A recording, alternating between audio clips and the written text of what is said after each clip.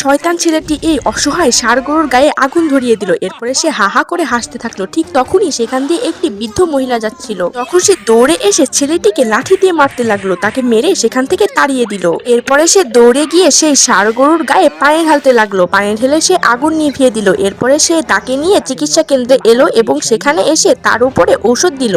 একদিন রাতে দাদিমা ঘুমিয়েছিল। এই শয়তান ছেলেটি এসে তার ঘরে আগুন জ্বালিয়ে দিল। এই ষাঁড় গরুটি সাথে সাথে টের পেল। এরপরে সে দৌড়ে ঘরের ভিতরে ঢুকে গেল। ঘরে ঢুকে সে বৃদ্ধ দাদিমাকে উদ্ধার করে নিয়ে বাইরে এলো। বাইরে আসার পর এই দাদিমা অনেক বেশি কান্না করছিল, কারণ তার সবকিছু আগুনে পুড়ে গেছে। এই ষাঁড় গরুটি রাগান্বিত হয়ে দৌড়ে সেই শয়তান ছেলের অফিসে ঢুকে গেল। এরপরে অফিসে যাওয়ার পরে তাকে সে শিং দিয়ে গুতিয়ে মারতে শুরু করলো। তাকে সে গোতা দিয়ে মাটিতে ফেলে দিল। এরপরে সেখানে একটি লোকারের সঙ্গে দড়ি দিয়ে বেঁধে তাকে টানতে টানতে নিয়ে এলো।